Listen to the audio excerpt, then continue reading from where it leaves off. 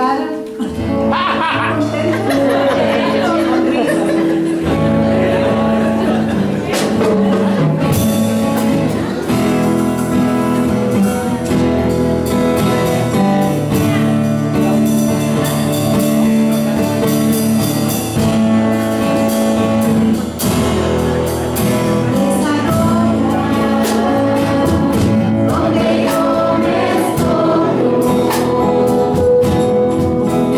Esa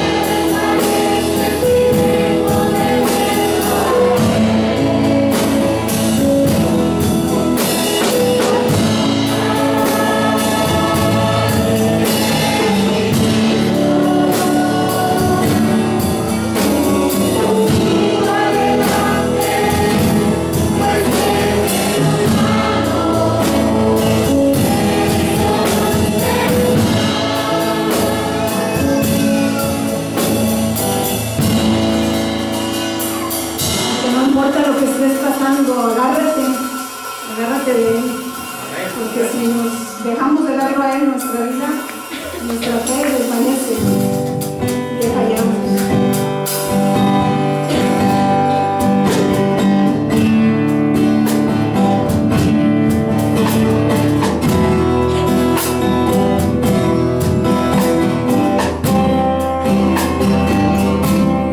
Cuán hermoso es Jesús,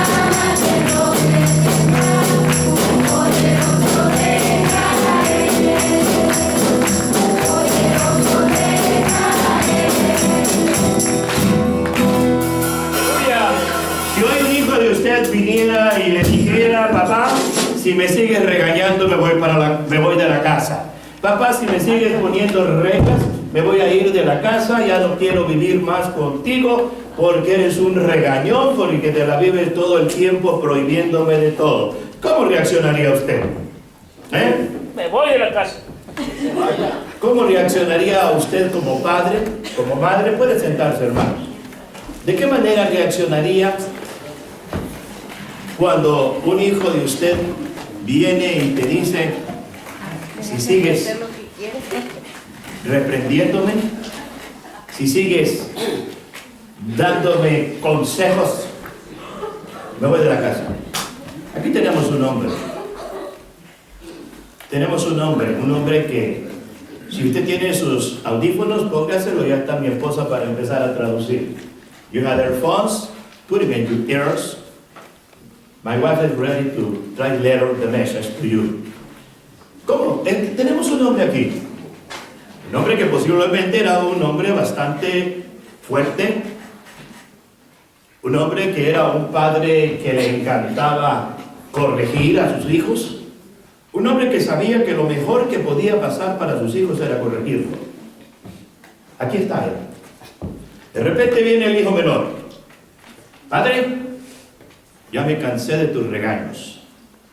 Ya me cansé de la disciplina que hay en esta casa. Ya me cansé que me sigas diciendo lo que tengo que hacer. Así que por favor dame la parte de la herencia que me toca, porque me quiero ir de la casa.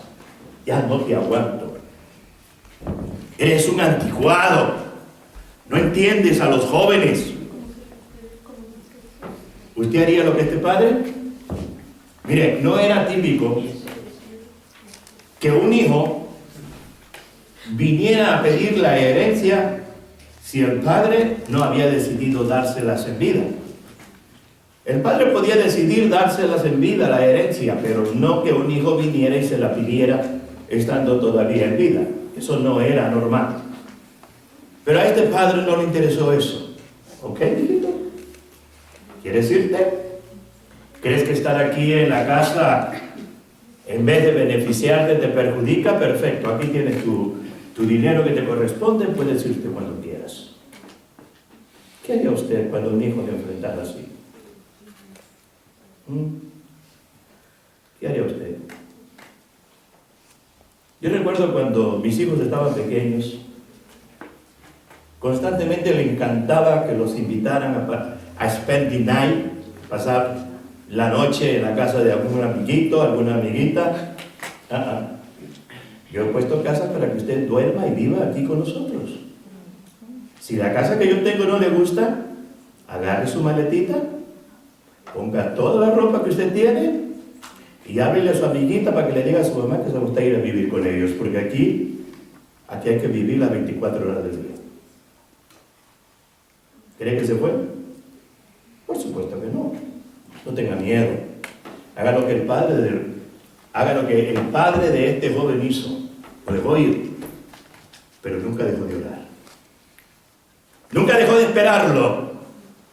Nunca dejó de estar saliendo y estar sentado a la puerta de su hacienda para mirar cuando el hijo regresaba. Y no lo estaba esperando para regañarlo. Y no lo estaba esperando para darle una buena pela. Lo estaba perdonando para decirle, hijo, bienvenido a casa. Bienvenido a casa. Esta es la historia, mis amados hermanos, de un padre amoroso, de un hijo que quiso salirse de lo que el padre quería que él hiciera cada día. Así que este hijo salió y se fue de la casa de su padre. Oye, mi amor, creo que se me quedaron por ahí los papeles, me los mandas con algo. Hace tiempo escuché una canción de un par de músicos y que este músico principalmente compuso una canción para su hija. Una canción a través de la cual él le iba a decir a su hija cuánto la amaba y cuánto él esperaba de ella. No te preocupes, ya lo encontraste, si no, no te preocupes. Cuánto él esperaba de ella. Y esta canción iba más o menos así. hablaba del amor de un padre. Gracias. Hablaba del amor de un padre acerca de todo lo que un padre hace por un hijo. Es una canción en inglés. Más o menos traté de hacer una traducción que más o menos quedara de acuerdo. Él era de Millie Krause y Cyrus Billy, y decía así más o menos, al hablar de esta canción, decía de la siguiente manera, una respuesta a su hija pródiga, a su hija que se había ido de la casa, y le dice, la canción de Billy dice así: esto es lo que los padres hacen por sus hijos. Ellos te protegen de la lluvia, son refugio en la tormenta, siempre están allí para aliviar tu dolor. Donde quiera que tú vayas a vagar, a donde quieras que tú vayas, sabes bien que ahí estoy a tu lado para apoyarte, porque eso es lo que los papás hacen por sus hijos. El amor incondicional de un padre. Yo no creo que haya un padre, aunque tristemente los hay, que no dé todo por sus hijos, que no esté dispuesto a dejar cualquier cosa para apoyar a sus hijos y para estar con ellos. Yo le digo a mis hijos, aprovechen mientras estoy vivo, porque mientras estoy vivo, su madre y yo podemos hacer cualquier sacrificio por ustedes. Ya muertos no podemos hacer nada. Regresen a la escuela. En lo que podamos económicamente los vamos a ayudar. Nunca les vamos a dejar. Ahí vamos a estar. El amor de un padre es lo más parecido que existe al amor de Dios. Porque el amor de un padre siempre será incondicional y siempre buscará lo mejor para sus hijos. En este capítulo 5 hay 3 parábolas. Hay 3 parábolas que fueron escritas. Y estas parábolas tienen un contexto. Fueron en respuesta a los fariseos, a los judíos, a los líderes religiosos que criticaban a Jesús porque Jesús tenía mucha relación con los pecadores. Dice ahí en Lucas, más o menos al principio de Lucas, los versos del 15, los versos 1 al 3, dice así: los cobradores de impuestos y otros pecadores de mala fama a menudo venían a escuchar las enseñanzas de Jesús. Por eso los fariseos y los maestros de la ley religiosa se quejaban de que Jesús se juntaba con semejantes pecadores y hasta comía con ellos. Entonces Jesús les contó la siguiente historia. Y esto lo podemos ver cada día, cada instante de la vida de Jesús aquí en la tierra. Vemos a ver a aquellos religiosos que se creían santos, aquellos religiosos que creían que eran los únicos que podían dominar y controlar la religión, criticando a Jesús, porque Jesús nunca rechazó a nadie. Jesús siempre buscó al pecador. Jesús siempre estuvo buscando a aquel que necesitaba escuchar el mensaje de vida y de vida eterna. El que Jesús hablara con los pecadores llenó de enojo a los religiosos, a aquellos que pensaban que simplemente con hacer ciertas cosas era suficiente para agradar a Dios, pero nunca estaban listos para aceptar a aquel que los necesitaba y que esperaba posiblemente algo de ellos. Así que para responder Jesús a la actitud de estas personas, contó 3 historias. 3 historias interesantes que en la Biblia se llaman parábolas. Una parábola es una enseñanza del mundo para traer una enseñanza espiritual a los oyentes. Esa es una parábola. El propósito, relatar un suceso que pueda ser aplicado de una manera espiritual. En las tres parábolas encontramos al Padre amoroso. En las tres parábolas encontramos al Padre amoroso. Por ejemplo, en la historia de un pastor que tenía 100 ovejas, se nos dice que perdió una. Y fue a buscarla. Dejó a un lado las 99 que tenía y fue a buscar aquella que se había perdido. ¿Por qué dejó las 99 para buscar una sola? ¿Qué es lo que nos enseña esta historia acerca de Jesús? ¿Qué es lo que esta historia nos enseña a nosotros acerca de Dios? Tenemos la historia de una mujer. Perdió una moneda. Era de mucho valor, tenía cierto valor. Pero oigan, tenía 10. De las 10 pierde una. Y revuelve toda la casa simplemente para buscar una cuando tenía las otras 9. ¿Qué aprendemos aquí del amor de Dios? ¿Qué aprendemos aquí nosotros acerca del amor que Jesús tiene por nosotros? Me preguntaría, ¿qué está pasando aquí? El pastor tenía las 99 y se fue por una. La mujer tenía la mayoría de las monedas, tenía 9 y perdió una y se puso a buscar como loca la que había perdido. ¿Qué hay aquí, hermanos? ¿Qué encierra esto? La tercera parábola que encontramos aquí, o la tercera historia que encontramos aquí, es la historia de un padre que tenía 2 hijos. Y al perdido le dio la bienvenida a la casa, le dijo: bienvenido a tu casa. Cuando este hombre había malgastado su dinero, cuando este hombre había acabado con todo, el padre le dijo: bienvenido a casa. Y lo trató como si nunca se hubiera ido de la casa, como si nunca hubiera salido de la casa. Así que veamos estas tres parábolas. El pastor representa a Jesús. Jesús representa a la mujer con la luz del Espíritu Santo. Y el Padre representa a Dios. La celebración que nosotros podemos encontrar aquí, esa celebración gozosa cuando encontraron lo que habían perdido, significa la alegría y el gozo que hay en el cielo. Los ángeles cantan de gozo, los ángeles cantan de alegría cuando un hombre reconoce su pecado, se arrepiente de su pecado y viene a Cristo y le recibe como Señor y Salvador personal de su vida. ¿Qué aprendo aquí de esta parábola? De estas tres parábolas, perdón.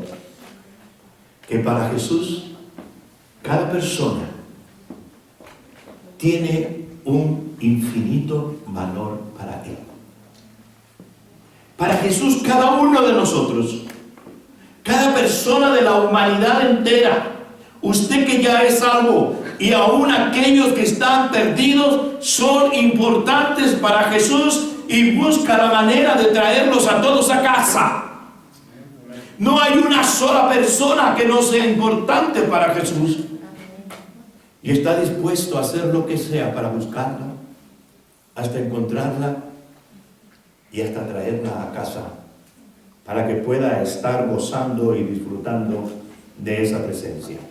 Así que veamos que la idea que podemos encontrar aquí es la idea de que Dios es un Padre amoroso, extravagante, que anhela dar la bienvenida a sus hijos a casa con una grande y alegre celebración.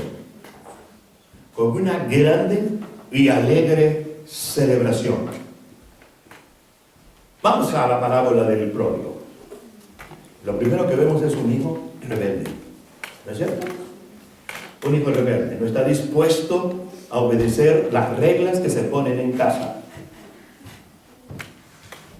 A veces hay reglas súper sencillas. ¿Qué le parece esta regla que nosotros teníamos en casa? El que hable una palabra en español en esta casa pierde 25 centavos de su allowance, o sea, de su domingo. ¿Por qué creen que mis hijos hablan perfecto español los tres. En casa no se hablaba inglés, se hablaba español. Y el que decía una palabra en inglés perdía una peseta de su domingo.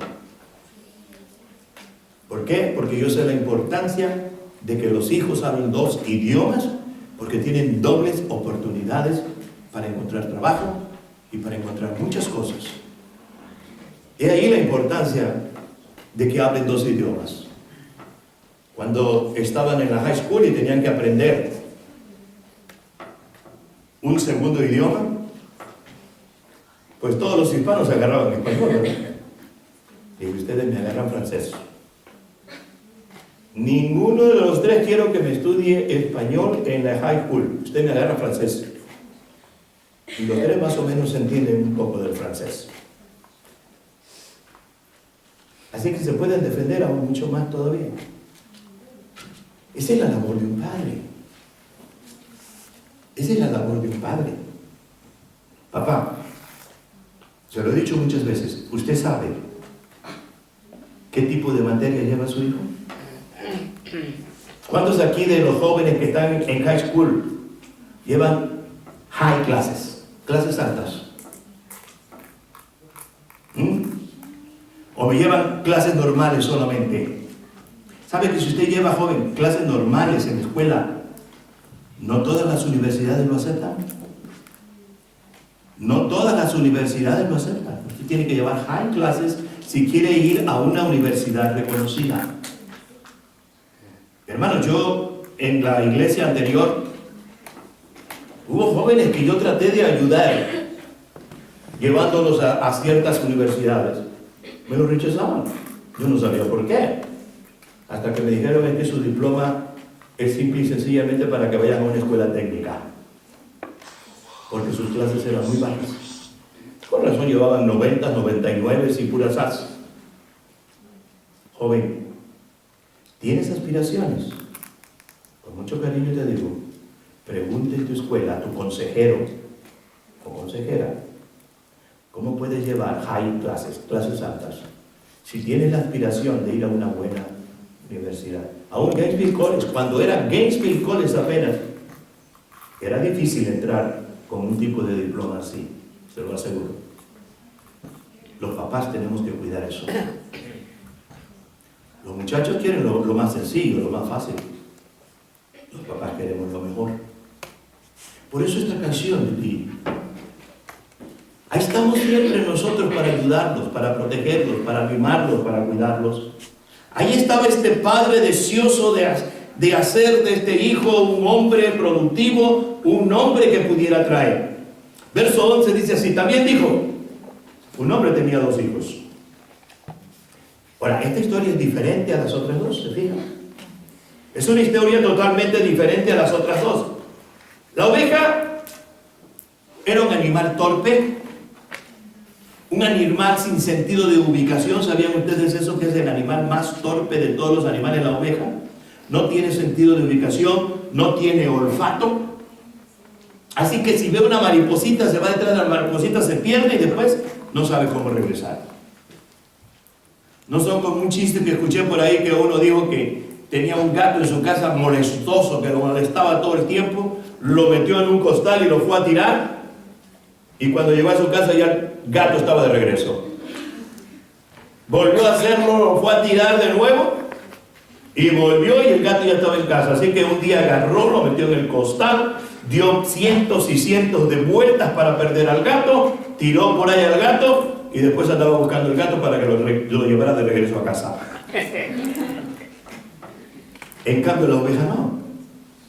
Esa se pierde fácilmente.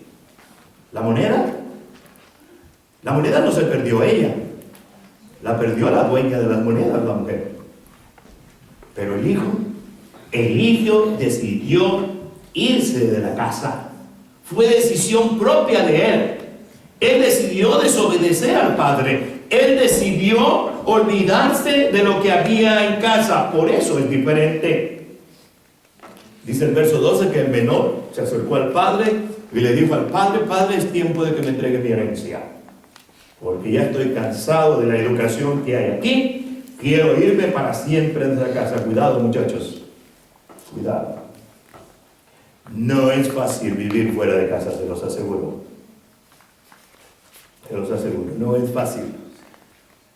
Querer vivir solo. Tienes que pagar renta, tienes que pagar luz, tienes que pagar agua, tienes que comprar comida. Si tienes carro, tienes que pagar gasolina, tienes que comprar el seguro del carro.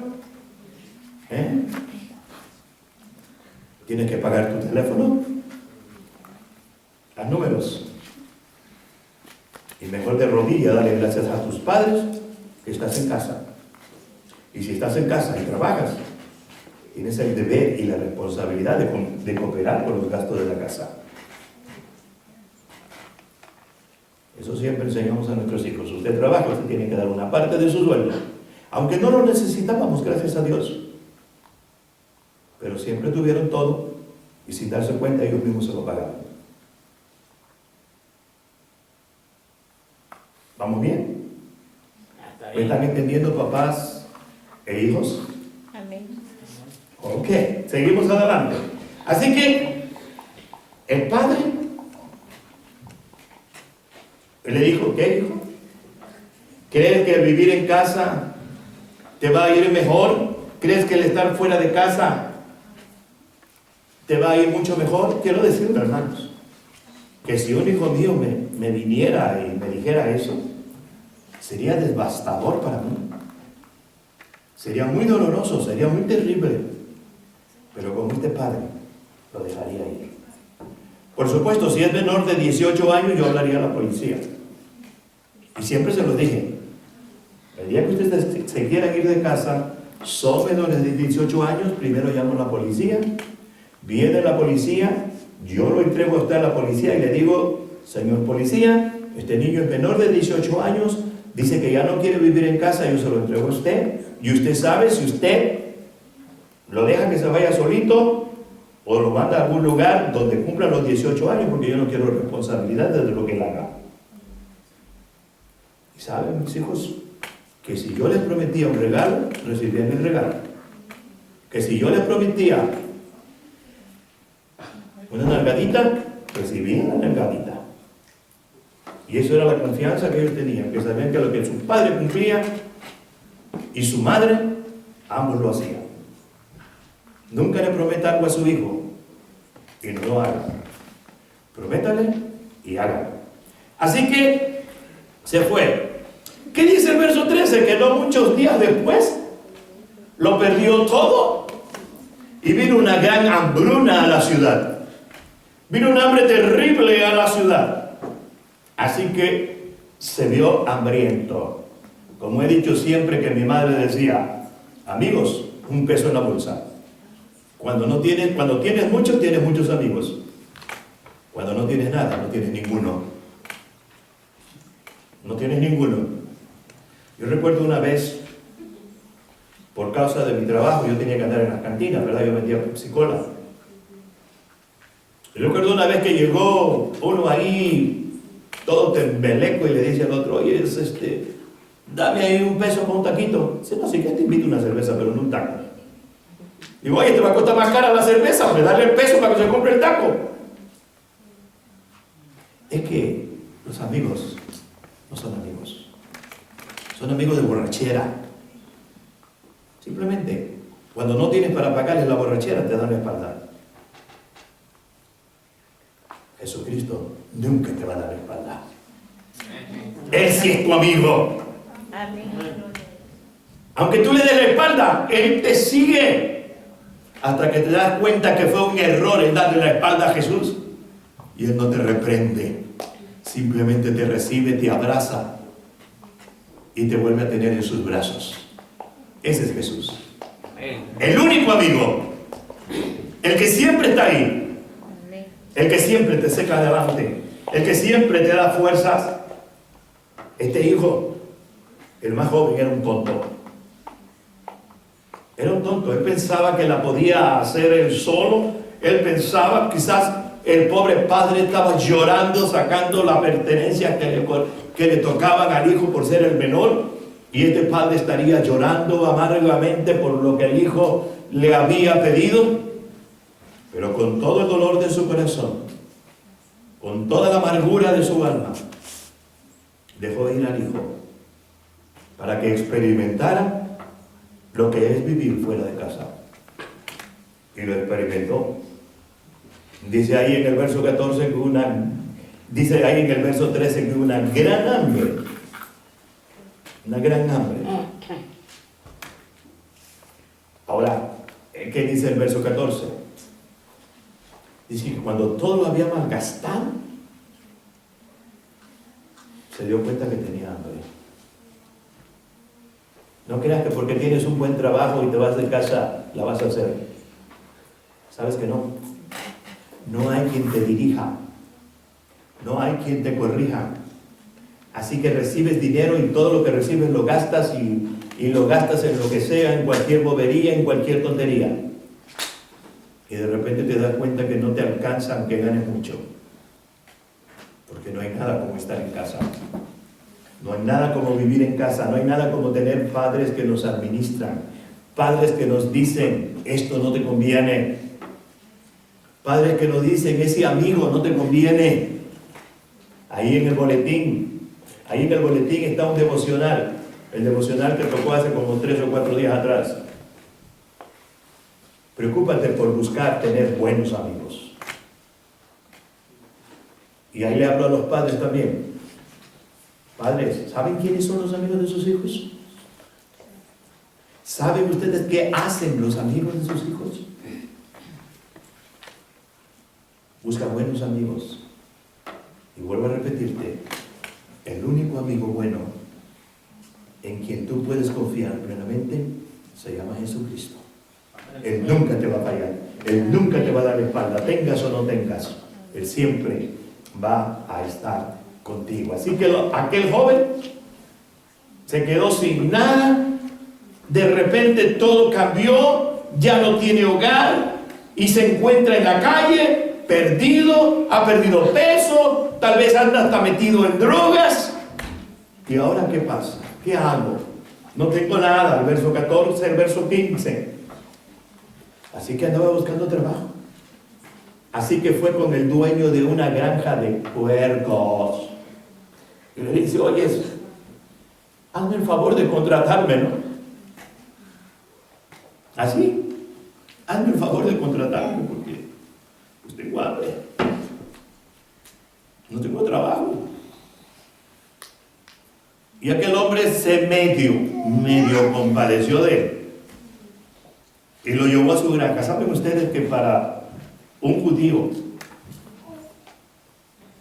es el trabajo más vil, inmundo y hasta de pecado cuidar cerdos? Y aquel judío, por su necedad, por su tontería, tuvo que hacer el trabajo más horrendo que un judío puede hacer. Y dice que deseaba llenarse la panza con las algarrobas. ¿Qué son las algarrobas? Las algarrobas es una especie de fruto que se da en unos árboles en aquellas áreas, y ese es el fruto que le echan a los puercos para que se alimenten. Pero yo creo que el dueño le decía, ¿sabes qué? Cuidadito y agarras uno de esos frutos. Son de los marranos, no son tuyos. Porque dice que deseaba aún tomar algo de eso para comerlo y no podía. Y tal vez no podía tampoco porque era una comida que no era correcta para que un judío, era una comida inmunda. Un judío no la podía comer. Y tal vez deseaba y pues algo le detenía para comerla. Así que si seguimos leyendo, ahí nos dice el verso 16 que deseaba llenar, pero no podía. Ahí mismo, en el verso 17, ¿verdad? Nos dice que volviendo en sí. ¿Qué quiere decir esto, hermanos? Que cuando usted está en pecado, que cuando usted está viviendo en pecado, usted es como un zombie. Usted camina, pero no sabe ni lo que hace. Es un zombie. Alguien que se mueve por simple instinto. Alguien que hace cosas simplemente por instinto. Dice que despertó, volvió a sus 5 sentidos, se dio cuenta del error que había cometido, se dio cuenta del pecado tan grande que había cometido por despreciar a su padre, por despreciar la disciplina de casa, por despreciar el que el padre tuviera reglas. Y se dio cuenta del pecado tan grande que había cometido. Y dice la Biblia que cuando aquel joven despertó, su mente voló a su rancho. Su mente voló allá a la hacienda de su padre. Y se dio cuenta que en esa hacienda había jornaleros. Hombres que recibían un salario por el trabajo. Y que aparte del salario había la obligación de darle la comida. Por eso dice, en la casa de mi padre hay tantos jornaleros. Hay tanta gente que trabaja en la hacienda de mi padre y comen perfectamente bien y reciben su salario. Y yo aquí, siendo el hijo de un hombre rico, de un hombre poderoso, de un hombre millonario, estoy aquí y ni siquiera puedo comer esa comida inmunda. Y me estoy muriendo de hambre por mi pecado. Me estoy muriendo de hambre por no querer obedecer las reglas de casa. Iré a mi padre y le pediré perdón. Le diré, Padre, he pecado contra el cielo y contra ti, y ya no soy digno de ser llamado tu hijo. Tómame como uno de tus jornaleros. Hay unas versiones que dicen, tómame como uno de tus empleados asalariados. ¿Hasta dónde puede caer un hijo que desobedece el 5.º mandamiento? Honra a tu padre y a tu madre. ¿Hasta dónde va a caer cuando tú no le das la honra?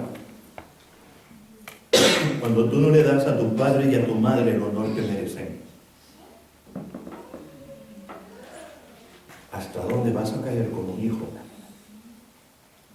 Es muy diferente cuando sales de casa de manera correcta, ya sea porque vas a la universidad, o ya sea porque te casas y tienes que formar tu propio hogar, a cuando sales simplemente porque no estás dispuesto a obedecer más la disciplina de los padres. Vean lo que le pasó a este joven. Vean lo que le pasó a este joven, que después estaba llorando con tristeza lo que había vivido. Tantas personas que conocen a Dios luchan con un sentido de valores equivocados. Tanto cristiano que hay hoy en día que está luchando con sentidos equivocados completamente. Pero finalmente dice la Biblia que despertó, reaccionó, y se dio cuenta de todo lo que había cometido. Así que no simplemente pensó, no simplemente reaccionó en la mente, sino que hubo acción. Hubo acción. No es solamente decir, yo sé que soy pecador. No es solamente decir, yo sé que muchas cosas que yo hago es mala porque me emborracho, porque ando en droga, porque esto, porque lo otro. No es solamente reconocer lo malo que eres. Es necesaria una acción. Y la Biblia dice, por cuanto todos pecaron, están separados de la gloria de Dios. La paga del pecado es muerte, pero el regalo de Dios es vida eterna en Cristo Jesús, Señor nuestro. Una vez que reconoces tu pecado, una vez que te das cuenta que eres pecador, una vez que te das cuenta que lo que haces es malo, necesitas arrepentirte. Necesitas abrir tu corazón e invitar a Cristo a entrar, a morar para siempre en tu vida, diciéndole, Señor, perdona mi pecado. Te recibo como el único camino de salvación y de vida eterna.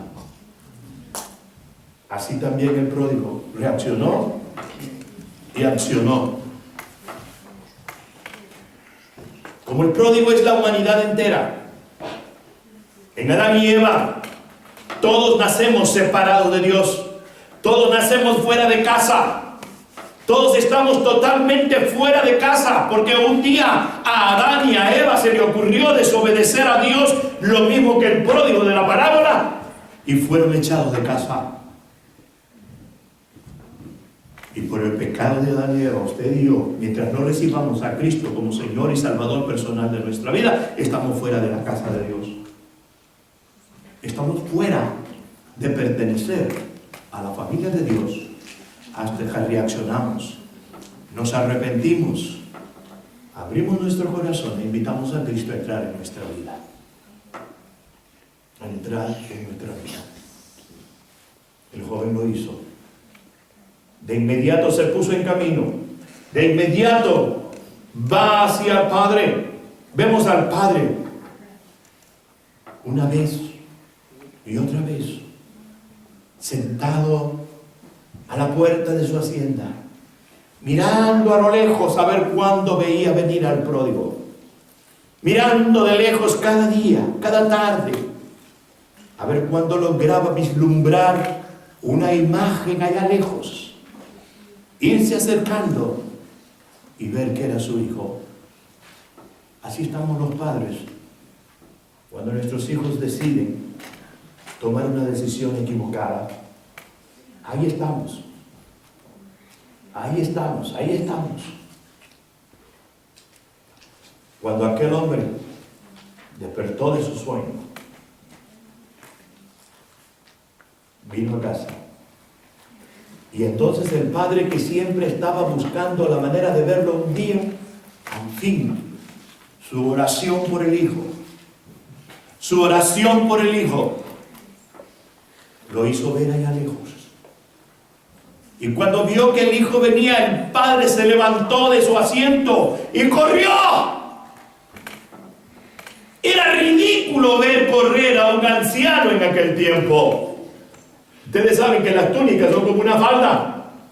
Así que aquel hombre tuvo que levantarse la falda y llevar la falda recogida para correr y correr y correr y correr. Hasta que llegó donde estaba el hijo. Y echó los brazos de él sobre el cuello de su hijo, lo abrazó y lo besó.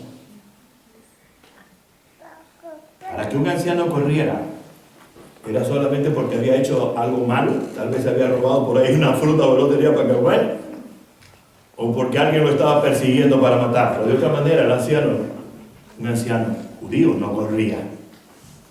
Pero a este le importó nada. Era muy importante lo que estaba allá enfrente y corrió para poder darle la bienvenida a casa a su hijo. Una acogida que el hijo no se esperaba. Una bienvenida que el hijo no esperaba absolutamente para nada. Pero inmediatamente, una vez que el padre lo vio, corrió y lo recibió. El padre podía haberlo castigado.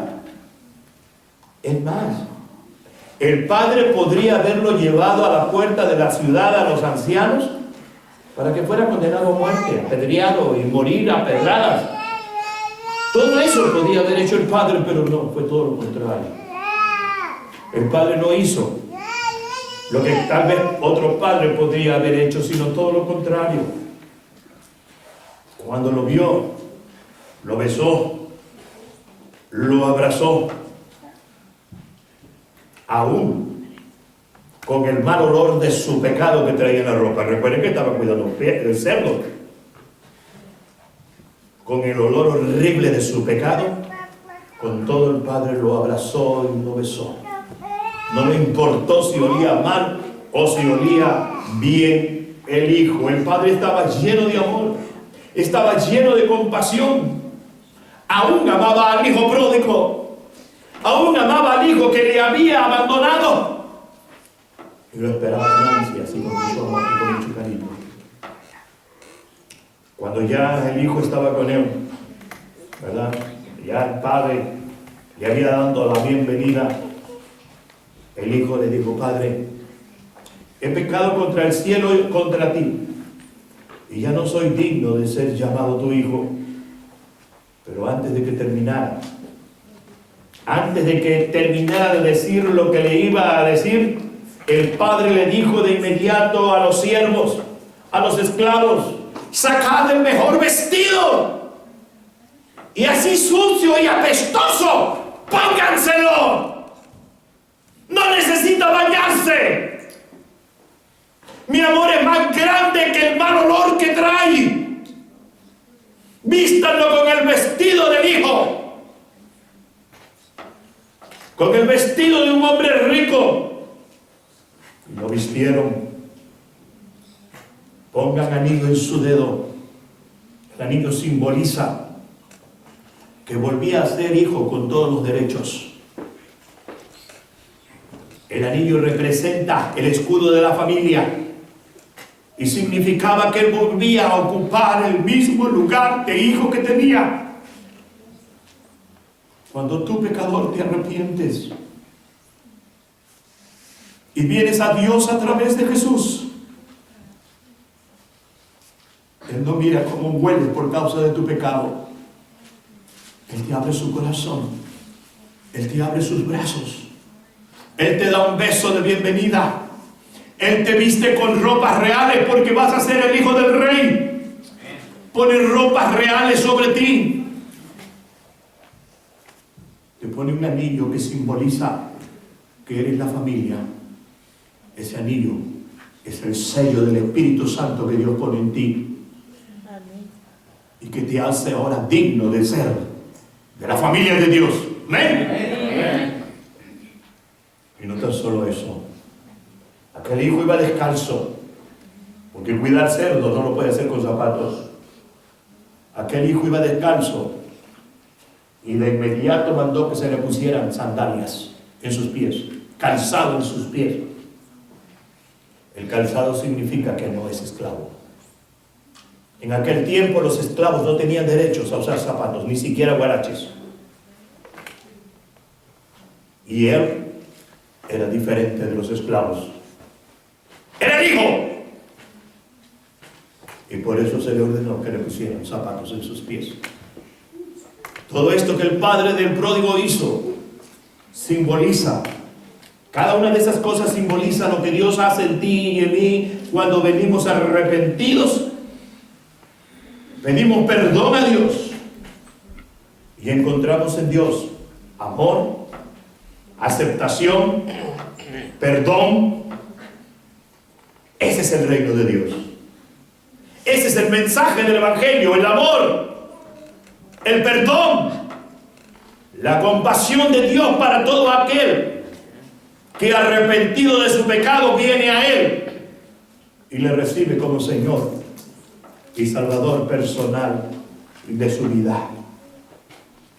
Matar el becerro gordo,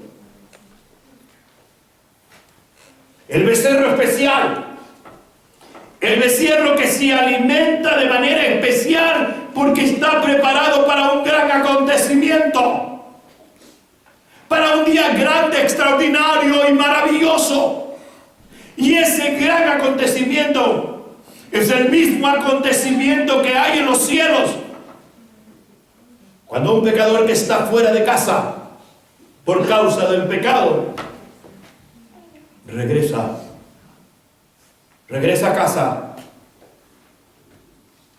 y en el cielo hay canto, hay alegría, y eso también debe haber en la iglesia del Señor cuando vemos a alguien que viene a los pies de Jesús. Amén. Así que aquel padre no le tomó en cuenta al hijo lo que el hijo había hecho. Déjenme terminar con estos dos versos. Primero quiero los versos 8 y 9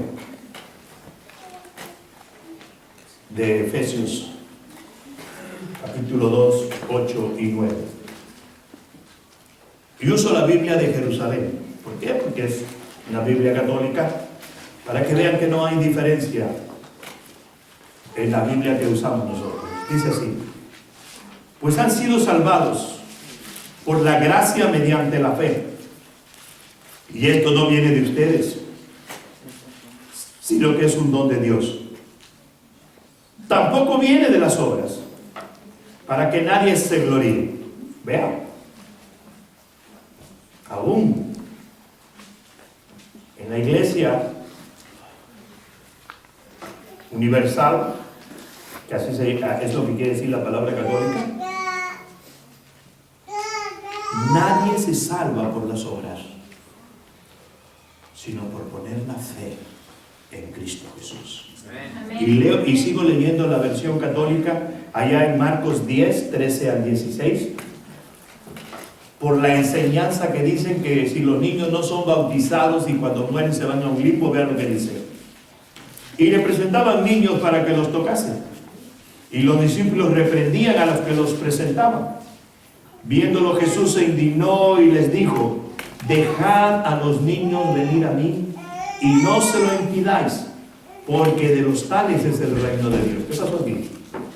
Supuestamente si se mueren no van al reino de Dios, van a un limbo. La Biblia que ellos usan, la más apreciada, dice que de los niños, mientras son inocentes, mientras no conocen la diferencia entre el pecado, lo malo y lo bueno, ellos van directamente al cielo si llegaran a morir siendo pequeños.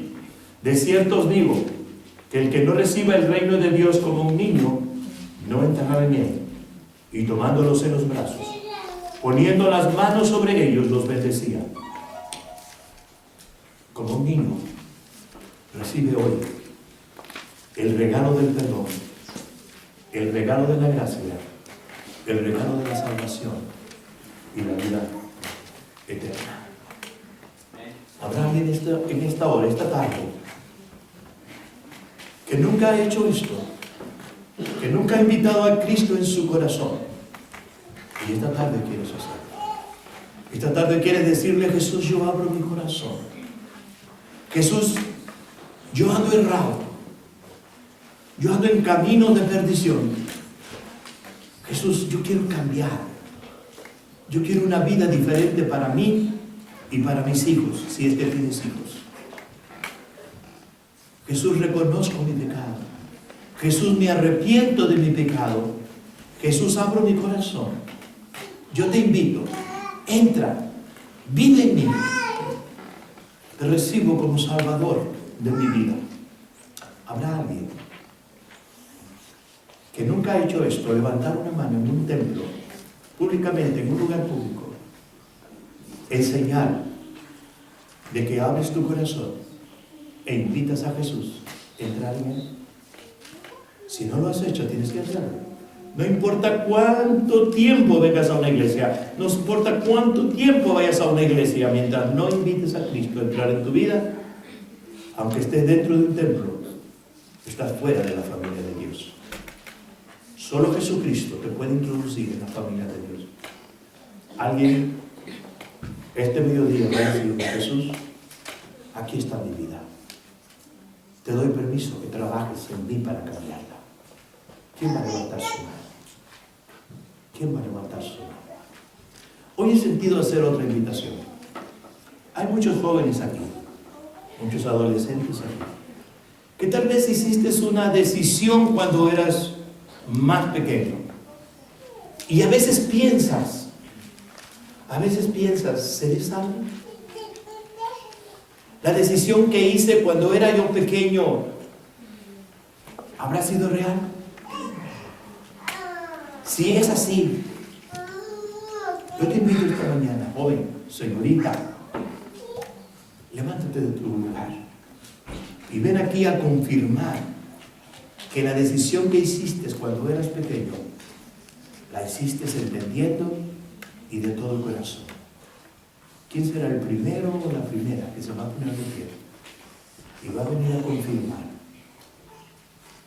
lo que tal vez años atrás hiciste? Habrá alguno de mis jóvenes, alguno de mis muchachos que va a venir porque quiere decirle: Señor, yo solo quiero confirmar que el día que te recibí como Salvador, lo hice consciente de lo que estaba haciendo. ¿Quién viene?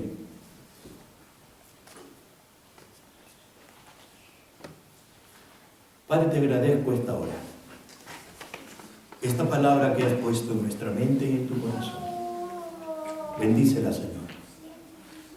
Y pongo en tus manos cada uno aquí esta mañana.